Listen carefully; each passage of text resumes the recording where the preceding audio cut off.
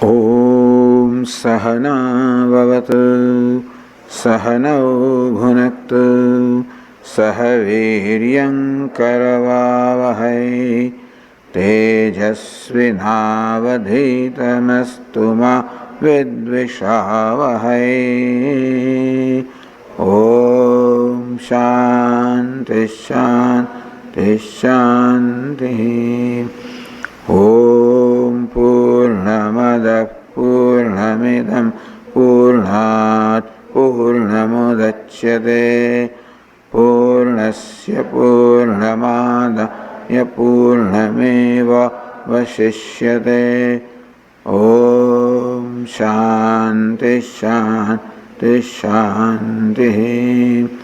Shruti Smriti Purananam Alayam Karunalayam Namami Bhagavat Padam Shankaram Lokashankaram Shankaram Shankaracharyam Keshavam Badarayanam Sutra Bhashya Krutau Vande Bhagavantau Punah Punah. Ishvaro Gururatmeti Murti Bheda Vibhagine Vyomavad Vyapta Dehaya Dakshinamurtaye Namaha. Gukarastvandhakaro Vai Rukarastanivartakaha Andhakara Nirodhitvad Gururityavidhiyate. Sada Shiva Samarambham Shankaracharya Madhyamam Asmadacharya Paryantam Vande Guru Paramparam. Om Parthaya Pratibodhitam Bhagavata Narayana Swayam Vyasena Gratitam Purana Munina Madhye Mahabharatam Vritavarshinim Bhagavatim Ashtadashadhyayinim Ambatva Manusandadhami Bhagavat Gite Bhavadveshini. Yam Brahma Varunendra Rudra Maruta Stunvanti Devyaistavaihi Vedai Sangapadakramopanishadaihi Gayanti Yam Samagaha Dhyanavasthita Tadgatena Manasa Pashyanti Yan Yoginaha Yasyantanna Vidussura Suraganaha Devaya Tasmai Namaha.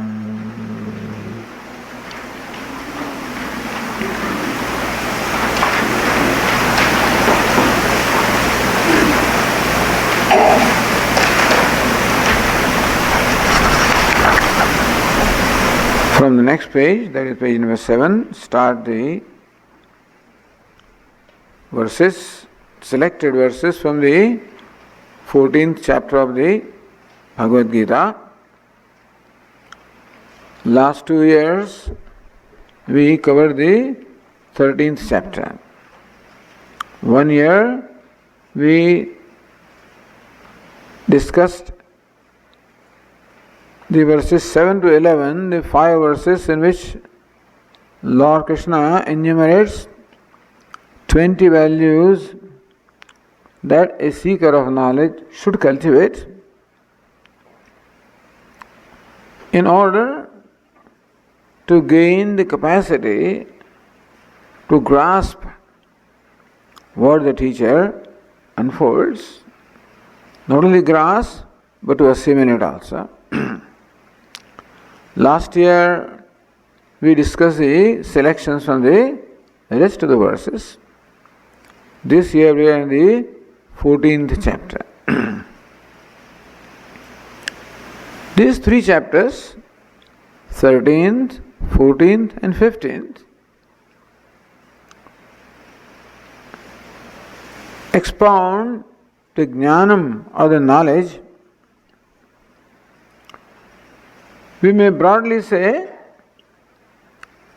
that the first 6 chapters of the Gita expound karma, karma yoga, performance of our duties with the right attitudes and values.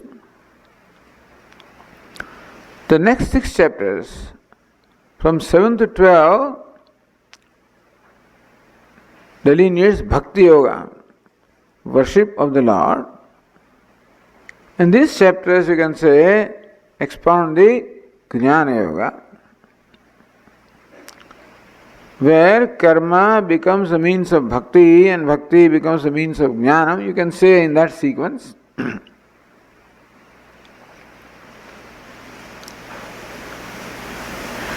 In these chapters, Lord Krishna teaches the oneness, the non-duality. What is non-dual. What is meant by duality is when two entities enjoy independent reality. You are an entity enjoying an independent reality. I am an entity enjoying an independent reality. That would be called duality. What it means is that I am not what you are and you are not what I am. In technical language you can say that I limit you and you limit me. There is a clock here, there is a table here. Clock is not the table, clock possesses clockness. Table has tableness. Tableness is quite different from clockness. Therefore, what the clock is, table is not. What the table is, clock is not. What it means is that when this clock comes in contact with the table, the clock feels a sense of lack that I am not what the table is. Because it is a habit to compare, so clock will habitually compare itself with the table.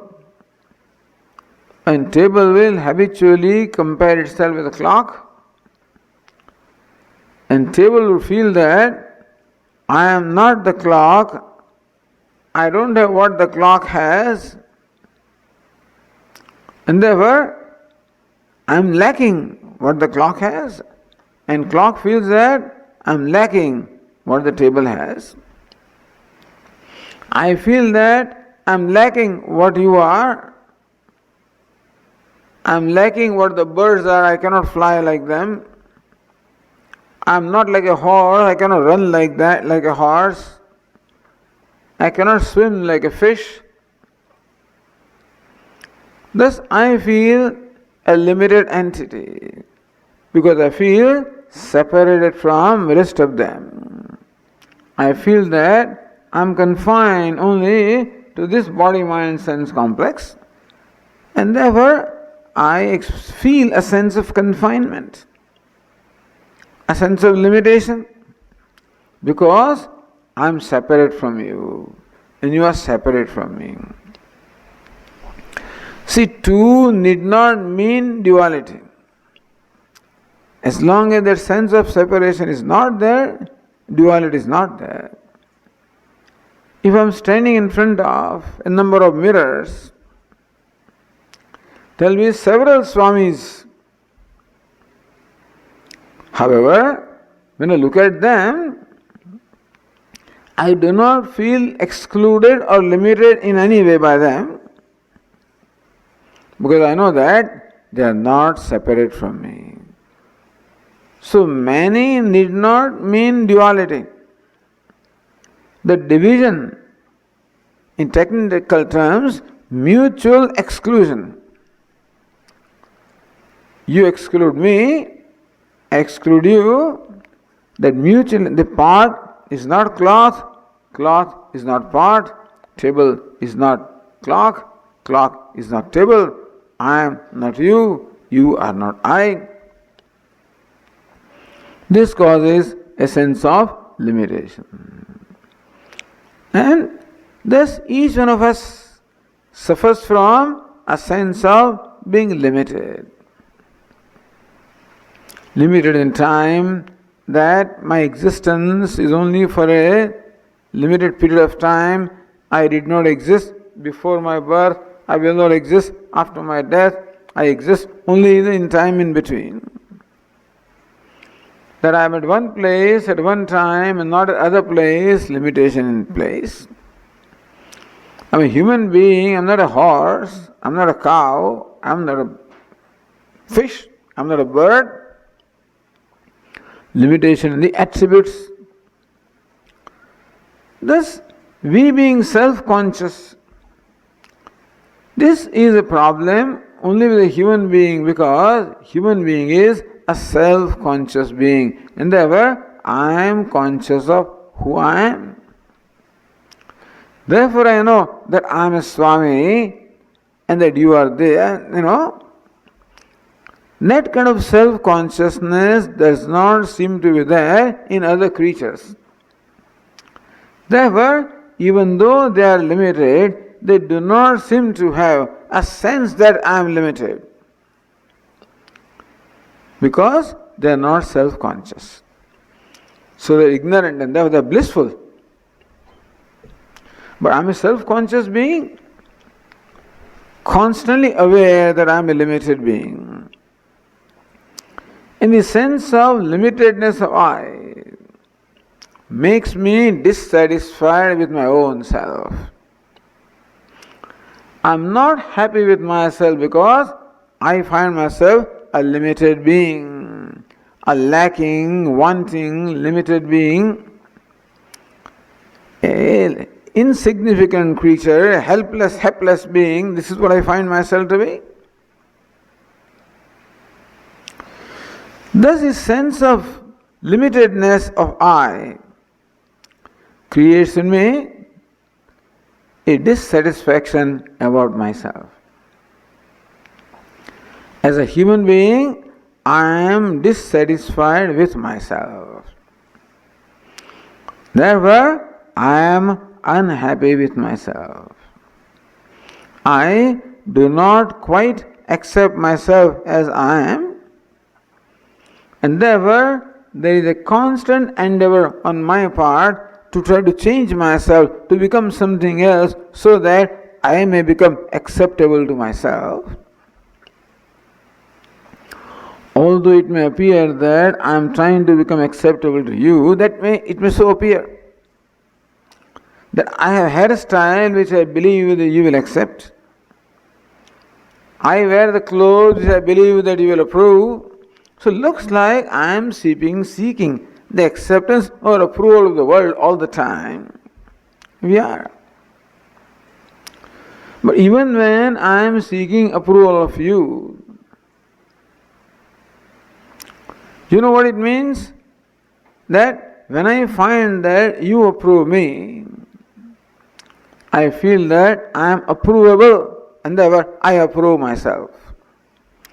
Meaning that for me to approve myself, since I do not have a very great opinion about myself, I don't have a high self-esteem, I do not think very highly of myself, therefore there is a need that you should approve of me, then I think that I must be all right.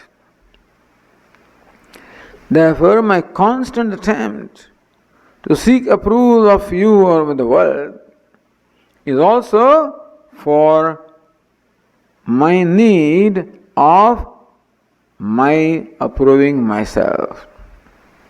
What is our need, Our need is for us to approve of ourselves. Whatever I do, whatever I become, whatever I attain, whatever I get, whatever I give, whatever I do, all of that has behind a single agenda or a motive or purpose, and that is to become acceptable to myself, to approve myself. Because then only I can be happy. I can be happy only when I accept myself, I approve of myself, I am satisfied with myself. You must understand what makes us happy. It is I who makes myself happy, and it is I who makes myself unhappy. By not approving myself, by not accepting myself, by sometimes rejecting myself, even condemning myself, I become unhappy, I create unhappiness for myself. And what are those moments when I feel happy? A moment when that self-disapproval goes away momentarily. That cloud of self-disapproval or cloud of unhappiness goes away.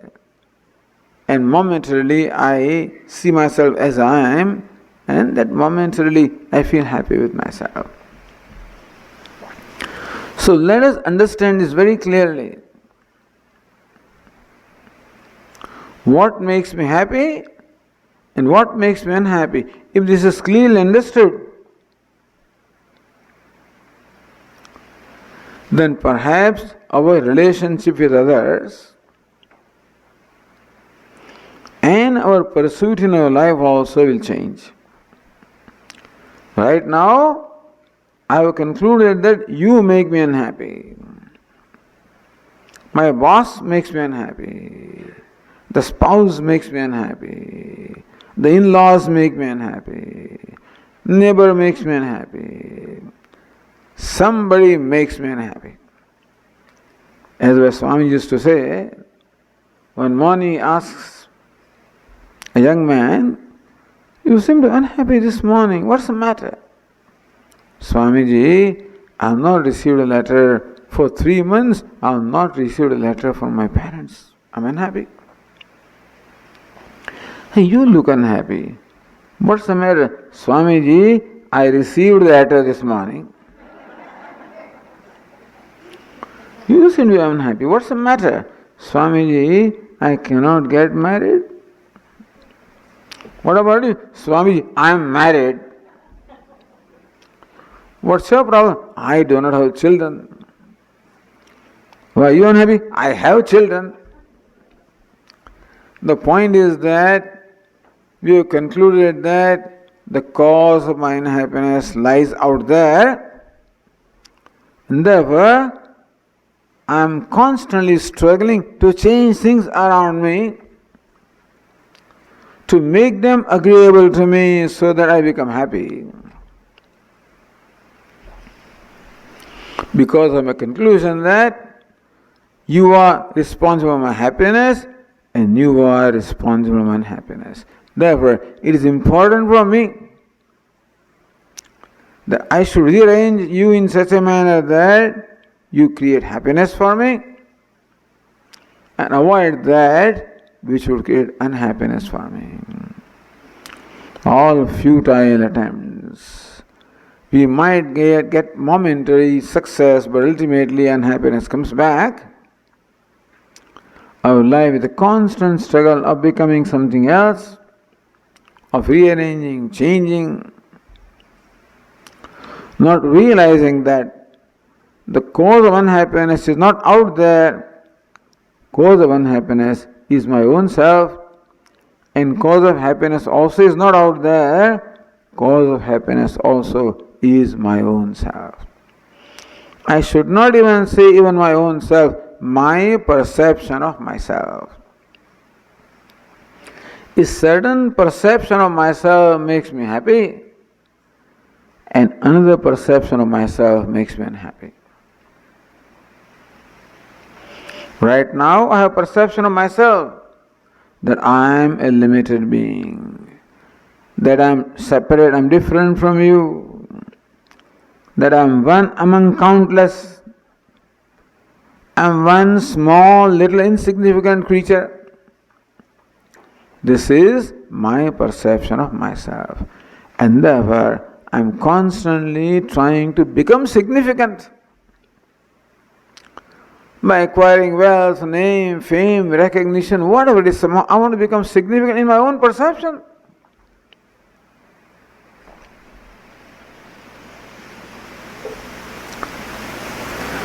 So, our perception of ourselves is the cause of unhappiness, and our perception of ourselves is the cause of happiness. Therefore, Vedanta seeks to change our perception of ourselves. It's all. We need to change our perception of ourselves, and Vedanta helps us do that.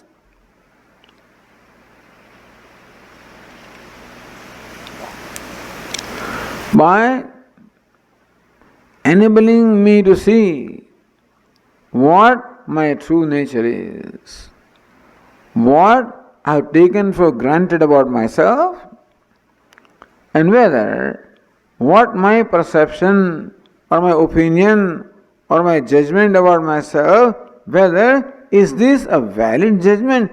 Do I have valid reasons to believe that I am a limited being?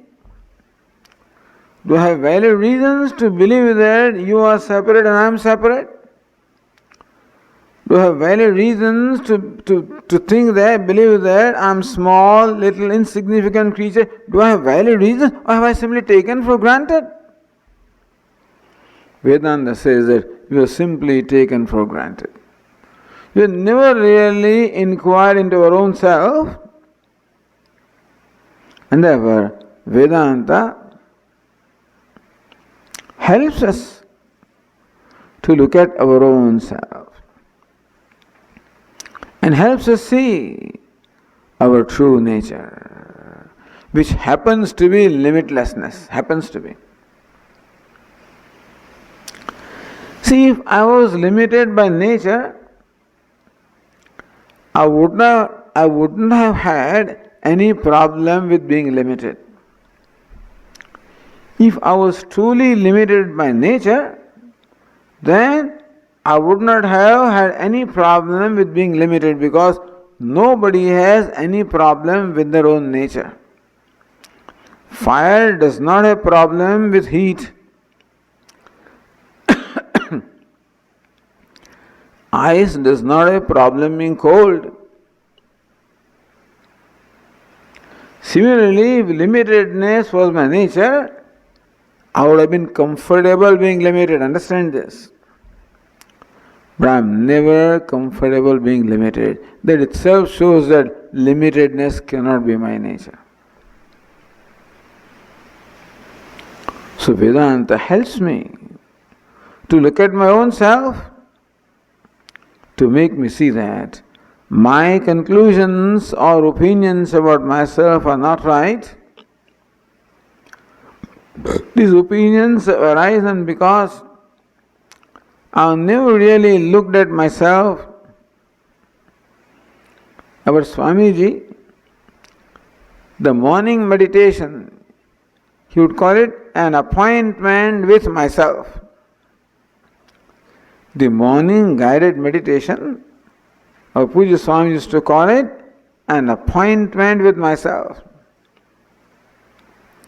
Because I am so busy throughout the waking hours with one activity or the other, that I do not have an opportunity to be really with myself.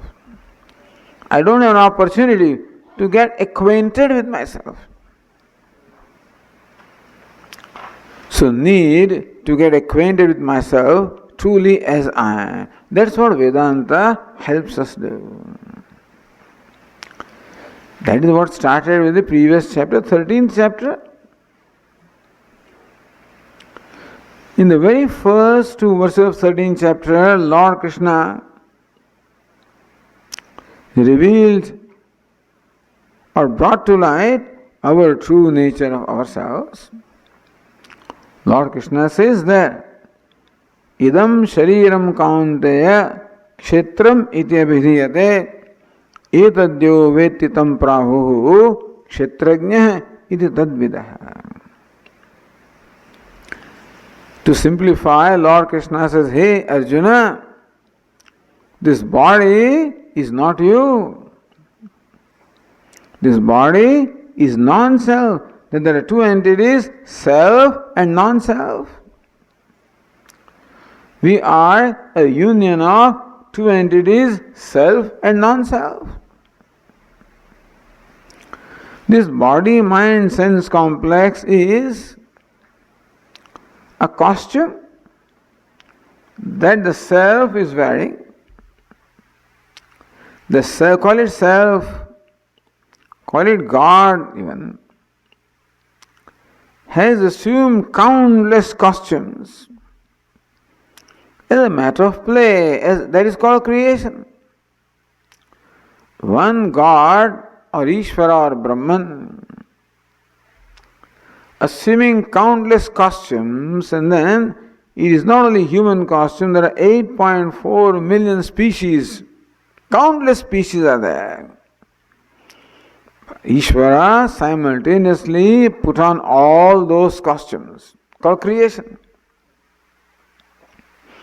Bahusyam prajayayeti, may I become many, may I appear as many. I don't know why he felt that way. He felt that way.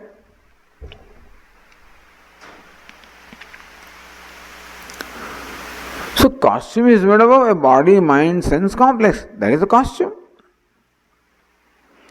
And the one putting on that costume is different from the costume. An actor is himself a very wealthy person, and he may put on a costume of beggar because he is going to be richer by acting as a beggar. So it's no difficulty in taking up a costume of beggar, playing the role of a beggar. So beggar is in costume. The one who has put on that costume is different from the beggar, is it not so? If on account of too many goes inside before he goes to the stage, one too many, he gets deluded and looking at himself in the mirror, he sees a beggar, he thinks I'm a beggar. Suppose it happens. Suppose he then has this perception of himself that I'm a beggar. In spite of being a very wealthy person, he suffers from impoverishment, being a beggar. He doesn't have to be a real beggar to suffer from being a beggar. All he needs is a perception or conclusion that I'm a beggar. This is the brilliance of Vedanta. That just because I think something does not mean it has to be true. Vedantins give the example of rope snake. In the twilight, when there is not enough light in the evening, sometimes a piece of rope lying in the garden is mistaken to be a snake, and it causes in me, my blood pressure rises, palpitations increase, I'm afraid I want to run away from there. All of these reactions are created by what? Not by the rope, not by the snake, but by what? My perception of the snake. If I had seen that object as a rope, nothing would, I would just walk by. But I perceive that object as a snake. So just because I perceive something as a snake does not mean that a snake has to be there. It is quite possible that my perception may be wrong.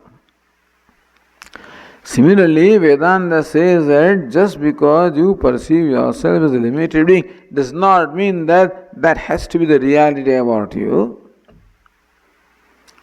You think that you are a limited being, in fact, you are limitless. Limitation is there someplace. When that actor says, I am a beggar, the beggar is there someplace. Where is he? In the costume, the beggar is there. Not in the one who puts on the costume. So limitedness is there. In us also. Where? In the costume. Which costume? The body, mind, sense complex is a costume. Indeed, it is limited in every way. But the one, just as the one who puts on the costume of a beggar is a multi-millionaire or a billionaire, and so also one who has put on this costume of a limited body, mind, sense complex is the limitless being. Unbelievable. Thus, I am a union of self and non-self, spirit and matter, of consciousness and matter, kshetrajna and kshetra, purusha and prakriti, person and personality, consciousness and matter. So what is necessary is to separate the two. We have to tell that fellow, hey, beggar is the costume and you are the one who is put on the costume of the beggar. So thus this way, Vedanta helps us see the true nature of ourselves, which will be done in this 14th chapter also. It was done in 13th chapter, it will be done in the 14th chapter also. So I will not exhaust myself by that. We'll discuss as we proceed with the verses. So even though this chapter is called Gunatraya Vibhagayo, meaning that this chapter discusses the three gunas, the three dispositions, really it is a chapter about the self-knowledge. Because we have no interest in knowing what's the nature of mind, what's nature. It's just, the reason why the nature of mind is discussed is to enable us to see that we are different from the mind. That we are not, a mind is a limited entity, that the I, the self, is totally different from the mind. I am limitless in spite of the limitation of the mind. That jnanam or knowledge is what Lord Krishna wants to impart. That knowledge is imparted in different ways. Different methods are employed to impart the same knowledge, so that we get different methods of contemplation upon the self, so that we can get different ways or we have different approaches upon contemplation upon the self. So 14th chapter provides us that method, a method of distinguishing the self from the non-self. The three gunas, the three qualities, the three dispositions are non-self. And I, who am the witness of those three, I am the self. I am the drashta, the subject. The three qualities are drishya, the object, the distinguishing subject from the object. Right now, the distinction is lost. Subject and object are lumped together, and therefore the subject feels limited. Therefore, distinguish subject from the object. We'll see that. So Lord Krishna will expound this knowledge in the 14th chapter. Before expounding, Lord Krishna praises that knowledge. This is the style of a salesman who would praise his product to encourage us to buy naturally. Similarly, sometimes teacher also praises his product. Why? In order to make the student interested. To impress upon the student how valuable it is. How valuable that knowledge is. And how gaining that knowledge you can accomplish the purpose of your life. How without that knowledge you can never be successful, and gaining that knowledge you gain the real success in life. So knowledge also, Lord Krishna has praised this knowledge a number of times earlier also. The 14th chapter also begins with a verse, in fact the first two verses, in which Lord Krishna praises the knowledge. And so, let us now take a look at the verse number 1, which is on the 7th page of your souvenir or the book.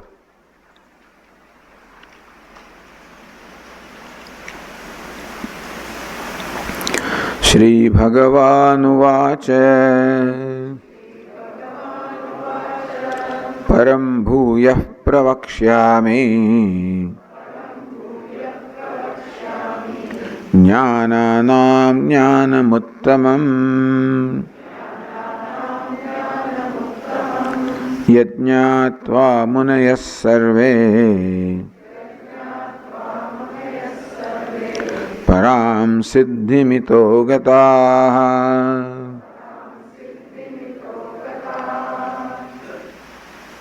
Gataha. Lord Krishna says, Param Bhuyah Pravakshyami. See, the Sanskrit language has a facility that the words are declined, and of course the verbs are also declined, inflected, and therefore the adjective has the same declension as the substantive. Substantive and adjective. Adjective would have the same declension as the substantive.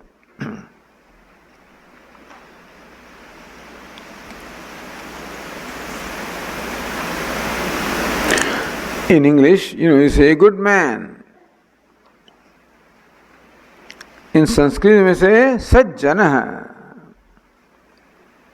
Sat becomes the adjective, Janaha becomes the substantive. And they would be placed in the same case. So what happens? That in English language it is necessary that the adjective and substantive are placed together so that we recognize that this word is an adjective and that word is substantive. But in Sanskrit, because the words are declined, it is possible that adjective can be there in a sentence, and substantive can be elsewhere in a sentence, and still you can connect them because both of them are in the same case ending. So first word of the verse is param. This is an adjective. Of what? The word jnanam. So if you see the verse param, look at the translation. Param bhuyah pravakshyami. Now again, this is all written in a different way. Okay, but see the shloka. Param bhuyah pravakshyami jnananam jnanam uttamam. So param is the same case as jnanam. That's how we understand that the word param is the qualification or adjective of word jnanam. Param jnanam. Pravakshyami. What's the meaning of pravakshyami? I will tell clearly. Prakarshena vakshyami. I will expound clearly. Lord Krishna says, I will expound clearly. Bhuyah pravakshami. I will once again expound. What will expound? Jnanam. Once again I will expound the jnanam or the knowledge of the self. Param jnanam. So, param jnanam means what? The ultimate knowledge. Lord Krishna says, I will expound for you ultimate knowledge. What is ultimate knowledge? Knowledge gaining which nothing remains to be gained. What is ultimate? Ultimate is that having reached where there is no further going, is it? That's called ultimate. So Lord Krishna calls it ultimate knowledge. A knowledge having acquired which nothing remains to be known. Having gained which knowledge nothing remains to be known. Without gaining which no knowledge is sufficient, and gaining which nothing remains to be known. Gaining which knowledge you as well have gained everything. So there are two kinds of knowledge. One is the knowledge gaining which you never get satisfied that you have known enough. Like you know any amount of physics, chemistry, biology, or even one subspecialty of the knowledge. You are a physician, and you are a pediatrician, and you are a cardiac pediatrician, or a hematologist, pediatric hematologist, pediatric oncohematologist. You know. Regardless of how much you know in any branch of knowledge, you never feel that you have known what all there is to be known. Cannot be. In fact, more you know, more you realize what you do not know. So every doctor tells Swamiji, we know very little about the body. We don't know so many things. We do not know how the body heals, we don't know. All that a doctor can do, this is my understanding, I may be wrong, all that a doctor can do with medication, other care is to help the body heal itself. I mean, this is just an example. What I am saying is that there are all these knowledge, objective sciences, gaining which knowledge there never is ultimate knowledge, that now you know this ultimate word about something. That cannot be an ultimate word about anything, not even about gravity, relativity, and one cannot ultimate word about anything because it's an evolving thing, because it is, you know, it has no boundary at all. There is another knowledge, however, knowing which you are satisfied that you have known what is to be known. Etad buddha buddhiman syat kritakrityascha bharata. Here Arjuna, knowing this, one gains a total fulfillment in life. Yajñātva niha bhuyo nyajñātavyam avasishyate. Here Arjuna, knowing which, there nothing remains to be known. Brahma Vidyam Sarva Vidya Pratishtham. That Brahma Vidya, knowledge of Brahman, which is the ultimate of all the knowledge. Swamiji, all of this is your claim.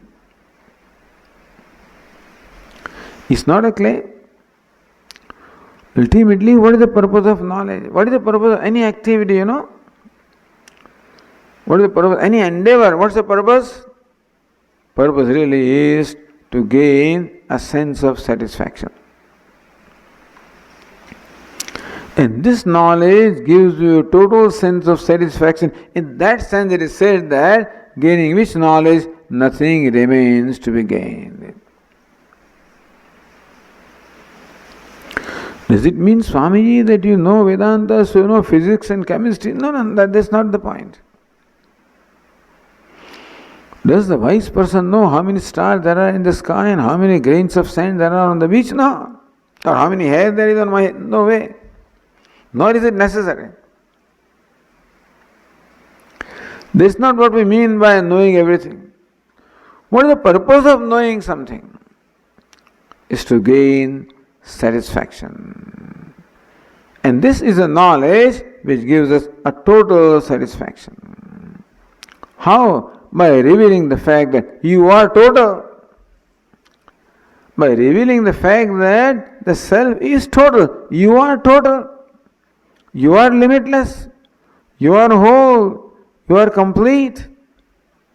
There is no lack. There is no want in you. When I see myself as a complete being, when I see myself as a whole or complete being, I'm completely satisfied with myself, because that is what I want to see myself to be. Constantly there is a desire in me to see myself as a complete being. Everybody wants that. We are born with the desire to see ourselves as complete being. So whenever I see myself incomplete, I become dissatisfied with myself. But Swamiji, how can an incomplete being become complete? No, it is not incomplete becoming complete. The complete looks upon himself as incomplete. Param Jnanam, ultimate knowledge. Arjuna, I will impart to you the ultimate knowledge. They call it Tarana Vidya. Tarana Vidya means the Vidya of crossing. You may have all other knowledge, but you will not have satisfaction. This story you must have heard earlier. When great scholar wanted to cross the river, he hired a boat, and the boatman, boatman helped him ride the boat, and the boatman was plying the boat along the river. It was a wide river, so it took a time, half an hour it would take for him to cross the river. So 10 minutes may have gone, and so this Panditji, meaning this learned person, this scholar, he picked up a conversation with the boatman. There was nobody else to talk to. And he was a professor, so accustomed to talking. And so this fellow I started talking with him. And professors always ask questions also. So he asked a question of this boatman. Hey, have you studied literature? What literature? What is literature? Sanskrit literature? Never heard of it. Kalidasa? What? Who is Kalidasa? Bhavabhuti? What? I have never gone to school. I am totally illiterate. You have not studied anything. 1/4 of your life is wasted. That fellow felt very bad. You mean 1/4 of my life is wasted? Then again this scholar asked him, have you studied music? Classical music? So what is music? What is classical music? All I can do is to scream and shout. That's all I can do. There is no other music I know of. Another 1/4 of your life is gone. Even half of life is wasted? Yes. Third question. Do you know painting? Sculptor? Never. In Sanskrit there is a verse which says Sahitya Sangeeta Kala Vihinah Sakshat Pashu Puchya Vishanahinah.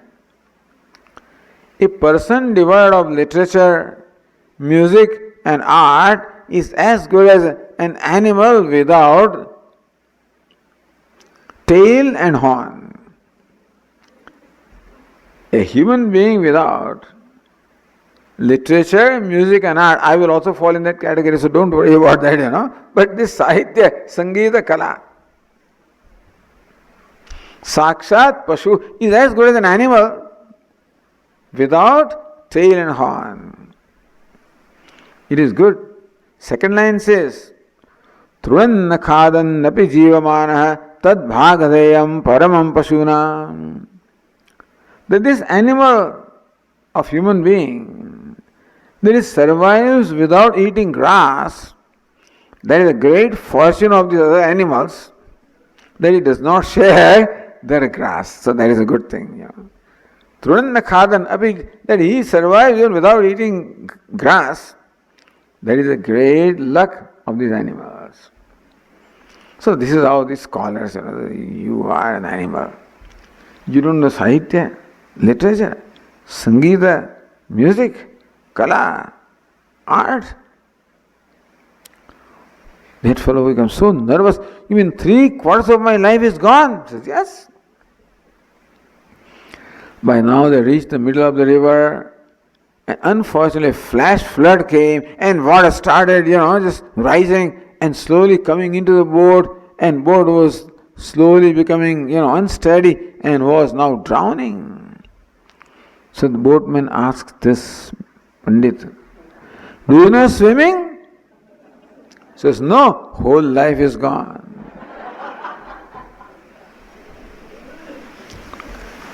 So knowing everything but not swimming is no good. And so in the life, knowing everything. Knows about Republican Party, for this party, that party, what happened to the, I should not mention it in California, but in this basketball game, etc., Everything he knows. About some resort in East Africa, everything he can tell. But if you don't have this Tarana Vidya, the knowledge that helps you cross, it's of no use. Samprapte sannihite kale nahi rakshati dukrum karne.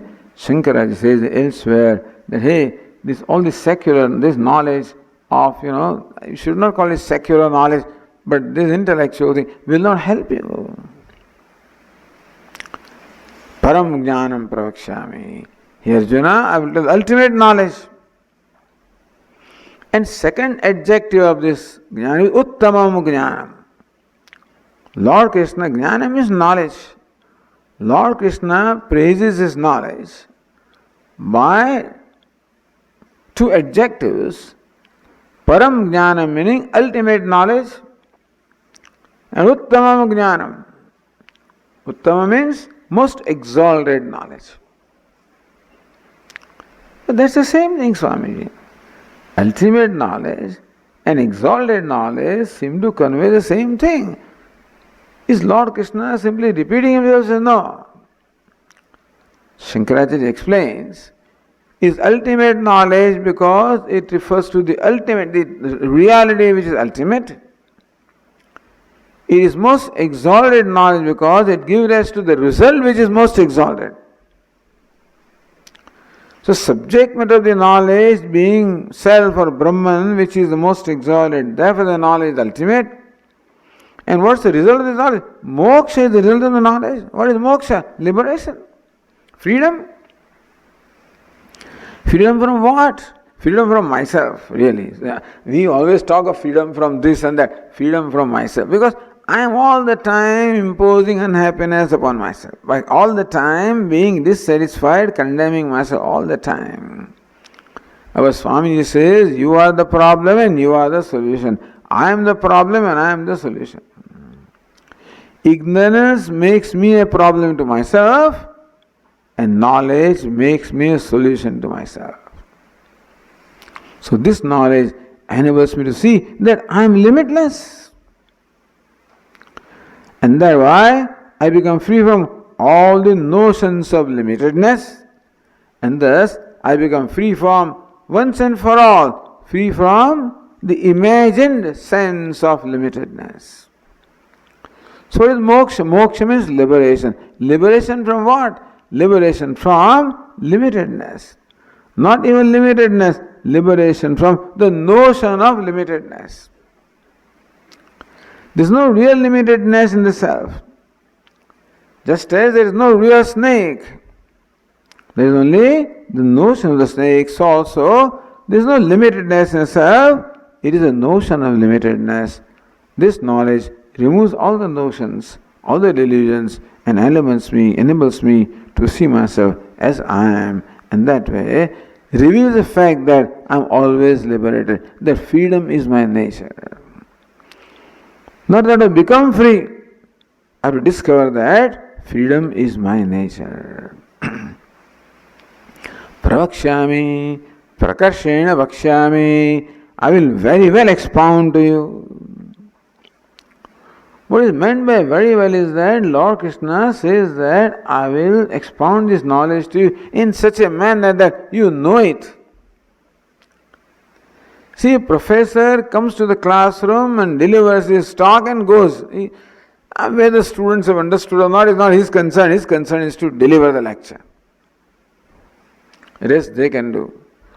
But for a Vedanta teacher, the concern is not delivering the lecture. The student is his concern. For a teacher of Vedanta, the student is concerned about the student. What is the concern? He sees that the student, the disciple, is suffering from grief and sadness for no valid reason. It is ignorance that really creates in him these notions which cause his suffering. And knowledge alone can eliminate those notions, just as in case of rope snake example, I cannot drive away the snake by any conventional methods.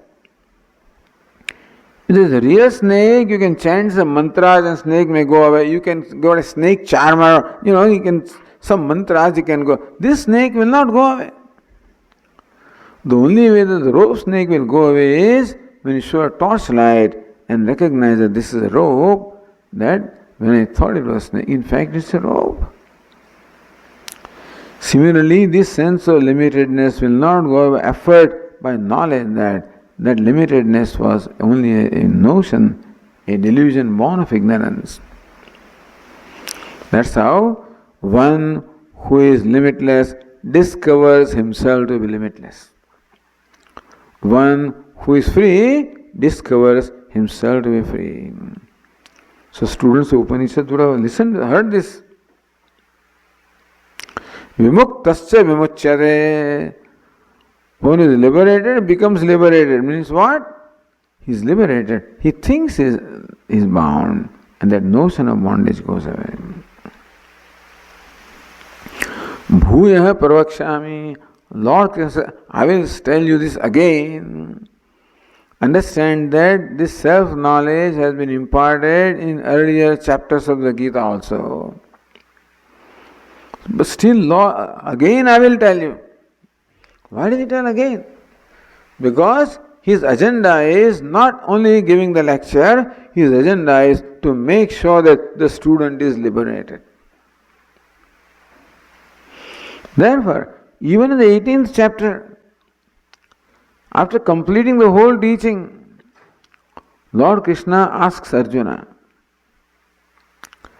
Kachideta Chudam Partha, Tvai Kagrena Chet, hey Partha, hey Arjuna, what all I said, have you listened to it with concentration?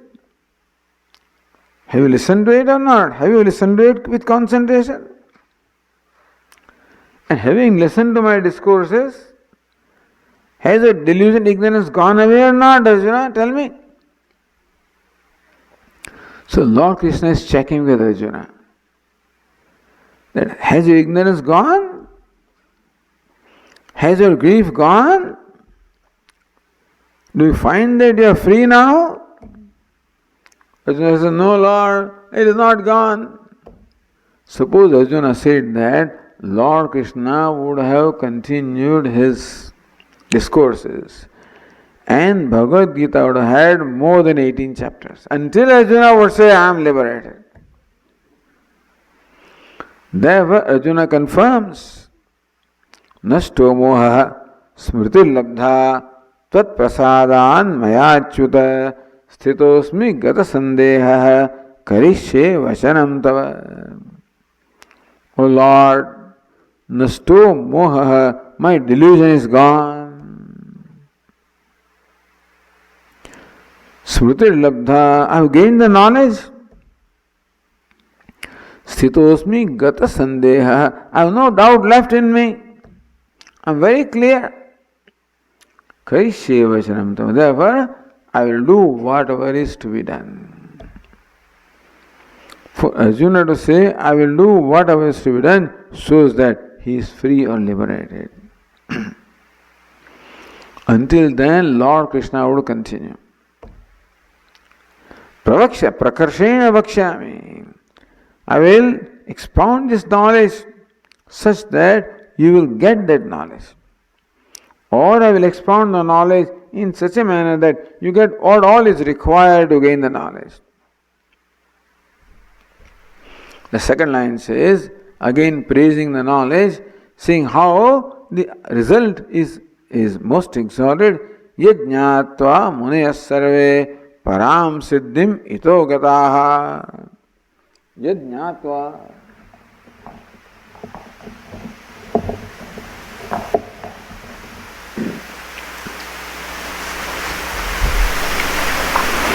Having gained which knowledge? Munaya sarve. All munaya. See the translation. The sages, in fact, munaya is the plural of which word, you know? Munaya is the plural of what? Muni. Muni. Which case?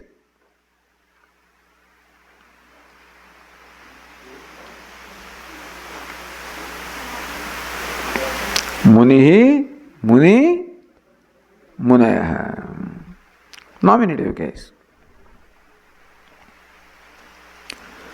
So this word Muni comes from the root man. Mananashilaha, the contemplative ones. Gaining which knowledge? The contemplative sages.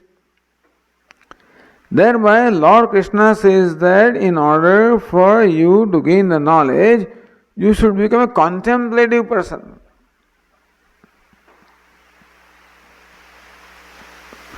An active person and a contemplative person. Normally your mind is active mind. I want this, I want that, I want this, so I have to do this, I have to do that. That's how the mind goes on right now. An active mind, an outgoing mind. That mind has to be transformed to become an inward looking mind, a contemplative mind.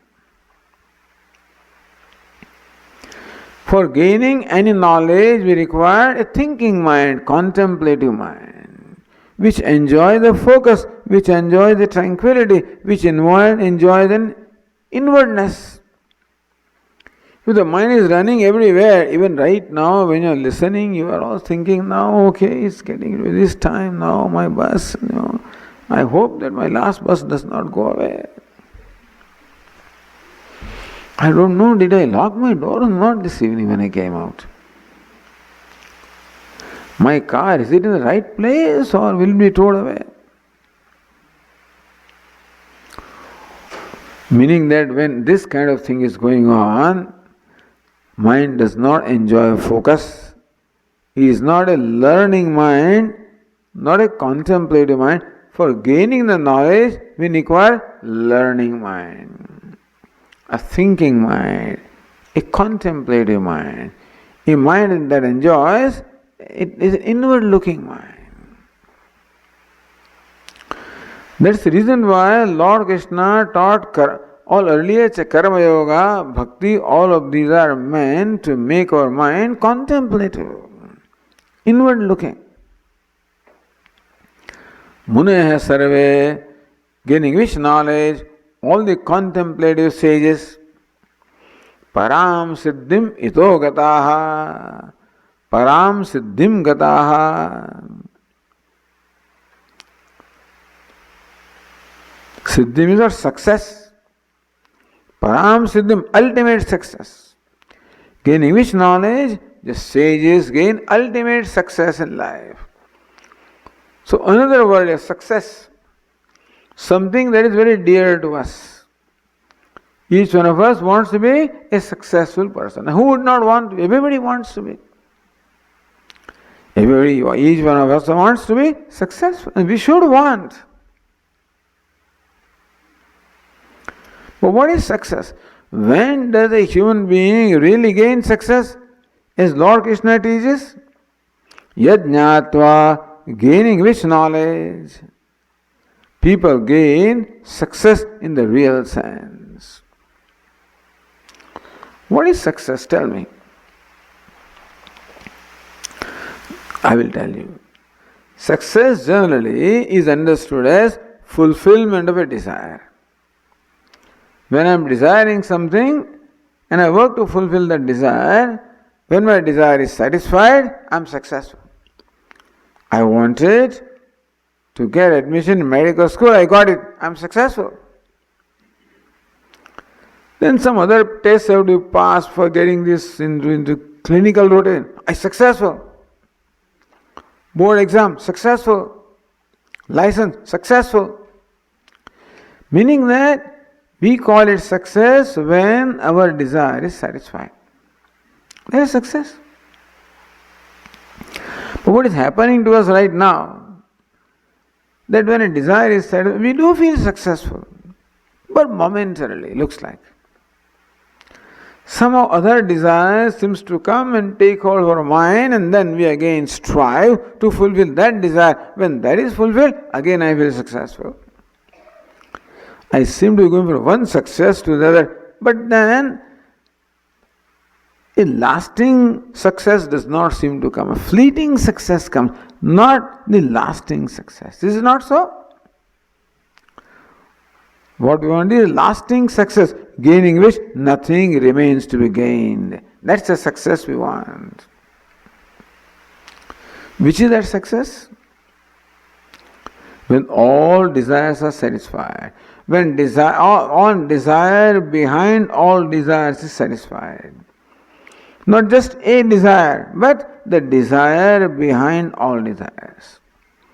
The reason why we do not find a lasting satisfaction in spite of fulfilling so many desires is because the desire behind desire is not satisfied.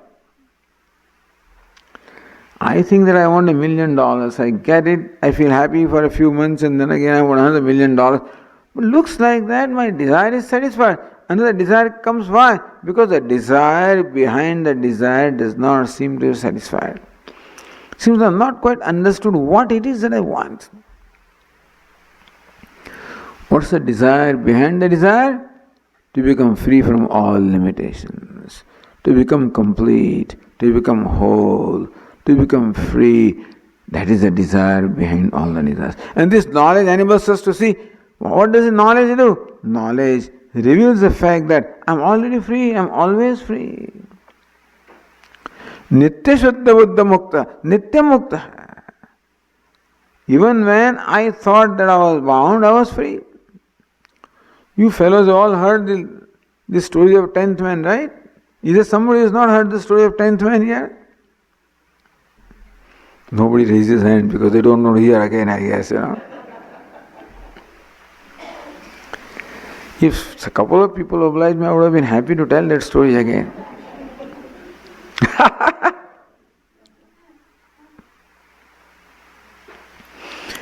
Anyway, in short, these 10 boys have gone out for picnic once, and the leader at one point in time, the leader wanted to verify whether all of us are safe.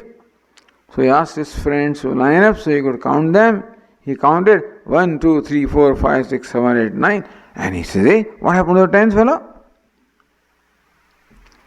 He counted a number of times. Every time the count was 9. He asked his friend, Hey, you come and count, maybe I am making a mistake. His friend came, had studied in the same school. He came counted. This fellow now joined the line. 1, 2, 3, 4, 5, 6, 7, 8. One after each one of them came, the count was 9. They are convinced that the 10th boy is lost. And they were searching for the 10th boy. For the whole day they were searching. So sometimes, hey, have you found a boy who is lost? Yes, I saw him behind the tree. So looks like, oh, that's the fellow. So momentary satisfaction comes. Then I go there, oh, this is not the one. Did you see somebody stray? Yes, behind the hill I saw. Looks like that one. Momentary satisfaction, but then I discover, no, that's not the one I want. Although in this case he doesn't even know which one he wants, by the way. He doesn't know. If you ask him to describe 10th when he can't describe. He just says 10th when he's lost. How does the 10th one looks like? I don't think he's ever thought about it. Looks like I found it? Not quite. Looks like I found it? Not quite. Because, why not? Because the one who is searching for the 10th is the 10th man.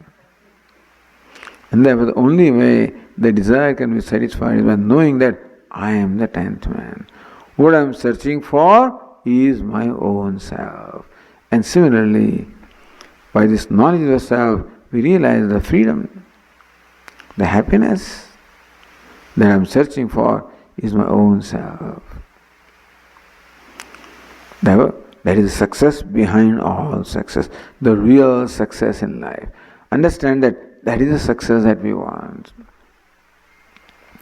The world does not know what is meant by success, and just human being is searching for success, not knowing what success is. You ask person, what is success? Tell me. If you ask that fellow, how does the 10th one look like? He can't tell you. Can he tell you? If you ask him, the 10th one is lost. How does he look like? How tall was he? How was his nose? He is taken for granted that 10th fellow is lost. He never thought about it. Similarly, if somebody asks, Swamiji, what do you mean by success? Or think about it. $1 million is success? You ask a millionaire, are you successful? No, he wants 10 more million. Ask a multimillionaire, are you successful? He wants to be a billionaire. Ask a billionaire, are you successful? He wants to be a senator. Are you successful? He wants to be secretary. He wants to be president. Something or the other. President, I say, I want to be 2-term president.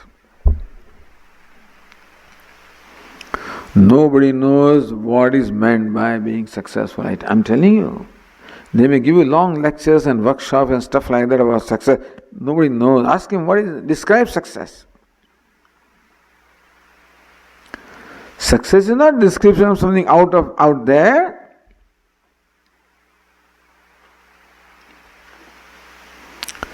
Success is not the measure of happiness. Happiness is measure of success. Success is a subjective phenomenon, not an objective phenomenon out there. It has nothing to do with success. What is out there becomes instrumental in creating in my mind a state of mind where I feel satisfied. That's what we call success. Success is self-satisfaction. That's called success. When my desire is satisfied, momentarily I am satisfied with myself. That I am all right. My desire is satisfied. I could do something. Other desire comes, the dissatisfaction comes back.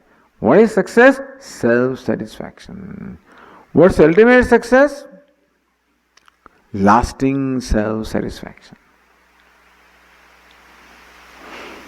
And Vedanta teaches that what you are trying to be, you are searching for success in your life, happiness in your life, freedom from your life. Like the 10th man is searching for the 10th man, so also we are searching for freedom, we are searching for happiness, we are searching for limitlessness.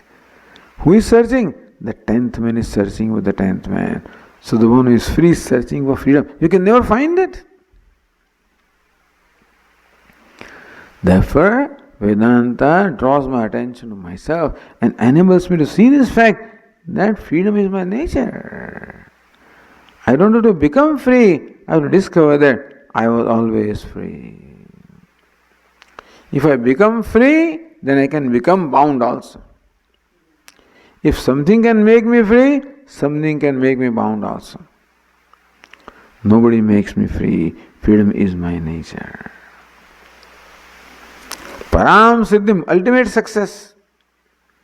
What's ultimate success? Everlasting success. And what is that? Everlasting satisfaction in myself.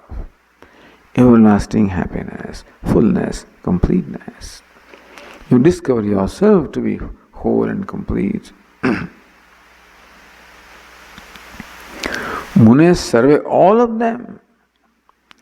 Ito gataha itaha. Having gained the knowledge, one gains that success. Thus, Lord Krishna here describes the greatness of the knowledge. Describe the greatness of knowledge. How knowledge is param jnanam. It is ultimate knowledge. Which knowledge? Self-knowledge we are talking about. Lord Krishna is going to expound self-knowledge. What is self-knowledge? Ultimate knowledge. Most exalted knowledge. Why most exalted? Because it gives me everlasting freedom. It gives me ultimate success in my life. That's how the knowledge is praised in this verse, the second verse also. Lord Krishna praises the knowledge to create enthusiasm in Arjuna. Oh, is this what it is? Then I want to know it. See, we always want to have the best. Nothing less than the best. When we realize that this knowledge is the very best, yes, I want to have it. So first of all, you should create a listener before you can give a discourse, No point in giving discourse to those who do not want to listen to you. Is there any point? No. You can't talk to walls or talk to people who are like walls. Before you talk to somebody, you should make a listener out of that fellow. See, people's talking becomes wasted because the other fellow doesn't listen to him. But before you talk to somebody, make sure that he wants to listen to, or create a listener in him. So Lord Krishna wants to expound this knowledge to Arjuna. Before doing that, he creates what? A listener in Arjuna. Because by creating enthusiasm, motivation in Arjuna. So now Arjuna is motivated, enthusiastic, ready to listen. And then Lord Krishna expounds that knowledge. Okay, we'll continue tomorrow. Om Purnamadah Purnamidam Purnat Purnamudachyate Purnasya Purnamadaya Purnamevavashishyate. Om Shanti Shanti Shanti. Hari Om. Shri Gurubhyo Namaha. Hari